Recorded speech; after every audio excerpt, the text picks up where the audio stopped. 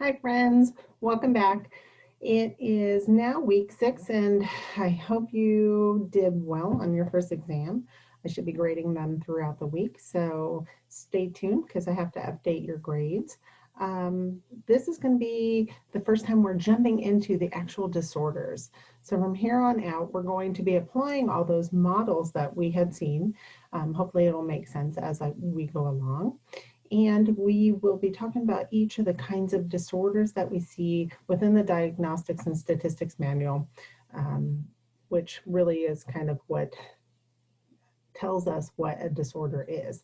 So with that, I'm going to jump into our first set, which is in chapter 5, and it's on anxiety and obsessive compulsive and related disorders. Anxiety used to incorporate a bunch of different disorders, but now we've kind of split them up within DSM-5. So I will go through and hopefully this will make sense. I'm going to split these videos up into 6 parts. The first part is just going to introduce the overall chapter and what it's about, and then I will go through each of the disorders. So that's all that is said here. We will go through each of these, as it said. But first we have to kind of talk about what fear is, because I think fear in and of itself is just that physiological response, that fight or flight response that we have to a real threat. So when there's a serious threat to either us or a loved one, we respond, we have a physiological reaction to it. And that reaction is the same whether that threat is real or imagined. So I want you to keep that in mind. So again, in case you have forgotten what your fight or flight response is, it is a discharge from our sympathetic nervous system. And it is, when it is activated, we are going to do a bunch of different things. So it's our fight or flight response. So our heart rate's going to increase, our blood pressure is going to increase, our pupils are going to dilate so we can take in more information. We're going to start to encode information and retain it better. It's going to, because that blood is flowing, it's going to flow away from our head and into our muscles so that they can either fight or flight. So our neck muscles are going to tense up because they're going to keep this thing, our head, from getting knocked off our shoulders. So we're going to definitely tense those muscles up. We're also going to get ready to be able to fight or run away. So we have to get all of that, all the blood to all our muscles. And as a result, we don't need to do things like digest food. So we tend to stop that digestion and our bronchioles will dilate so that we can take in more oxygen to oxygenate that blood to get it to those muscles so that we can be at our best. Now the flip side of our sympathetic nervous system is the parasympathetic nervous system, which is really going to counteract that sympathetic nervous system and slow everything back down to homeostasis. So they just prepare us for action. And although unpleasant, experiences of fear and anxiety are useful and they really just get us ready. When danger threatens us, it allows us to use all of our available resources to escape that situation. So say you're crossing a street and a car comes speeding around the corner. What's most important, digesting that sandwich that you just ate or getting out of the way? Now, clearly getting out of the way is. So it's okay that we stop digesting in that moment and our body responds immediately by flooding those muscles with blood and adrenaline to enable us to run away and get away faster. So let's see. Oh, there you go. So what's the difference between fear and anxiety then? So fear is really just the immediate reaction to a serious threat. So it's just that physiological response to an immediate threat. Anxiety, on the other hand, is the immediate reaction to the idea of a serious threat. So it's our reaction to our thoughts about things. So it's not necessarily a threat that is right there in front of us, but one that we are imagining could happen. So anxiety is what we refer to as a future-oriented problem because it's worrying about what may happen, the what if scenarios. That's really what anxiety is about. So again, anxiety is the future-oriented mood state. And it's really just us being afraid of future danger or misfortune. We're going to have some somatic symptoms. So again, soma means body. So somatic just means bodily symptoms. And those symptoms are typically tension. So I ask a lot of people who are anxious, if they get turtleneck, where they're just feeling like their shoulders are up at their ears like mine are now. So, and usually when people are anxious, they're going to have a marked negative affect because they are really not in enjoyable kind of states, right? Feeling stressed does not feel physically good. So there's a lot of escape or avoidance kind of behaviors that go along with anxiety. But the bummer is the more we try to avoid whatever is making us anxious, the more likely we are to experience more and more and more anxiety. So you have a big paper, it's due. Oh my gosh, I don't want to think about it. So I put it off.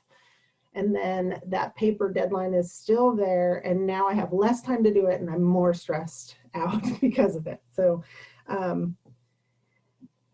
it's just one of those things with anxiety, right? So anxiety is just that experience that can be helpful and it can be useful sometimes. So those people that experience severe discomfort and or triggers in their sympathetic nervous system too often, what happens is that it can become troublesome for many reasons.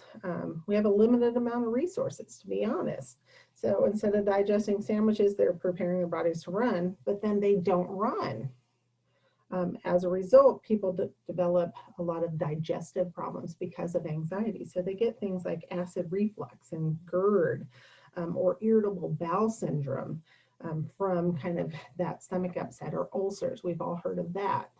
People have ulcers when they get stressed, right? But because the muscles are also tensing for impact, particularly the neck and shoulders and back muscles, you tend to get headaches and shoulder pain and back pain quite a bit. And when this happens often, it also disrupts sleeping and eating patterns. So we see a lot of things are kind of integrated when it comes to anxiety. So I'm going to remind you of things that we've already covered before, just because A, repetition helps memory, but B, because they go together. So remember, the hallmark of disorder. So when we're talking about mental disorders, it has to be either dysfunction and or distress. So all of these, anxiety is a totally normal emotional and physiological reaction to different events. It's only problematic when it becomes so unnerving, so distressing that we can't function. So if it disrupts our ability to maintain social, like go out and see our friends and family, or if it disrupts our work and we can't really work or school and we can't really meet those obligations, that's when it is dysfunction. So when you're going through these, what typically happens the first time people are going through it, much like in medical school, is you're going to see a lot of traits in yourself. And traits do not equal disorder unless there's dysfunction. So if you're not meeting other obligations as a result of it, then it's dysfunction. So all of these states and emotions that we're going to talk about are all normal. It's normal to have all of these emotions, but what's not normal is when we are avoiding things and these symptoms become persistent and pervasive. So common emotionally characterized things for anxiety are going to be physical symptoms, future-oriented thoughts, and escape or avoidance behaviors. Anxiety disorders are the most common mental disorder in the United States. In any given year, nearly a fifth of our population in the United States will suffer from an anxiety disorder. I can't even imagine what it is right now during COVID. And roughly a third of the population will develop one of the anxiety disorders over their lifetime. So nearly a third. And what makes it a disorder? Distress and dysfunction in some or all aspects of everyday life. So what we're going to talk about are the anxiety disorders for the most part, and then we're also going to talk about OCD and related disorders.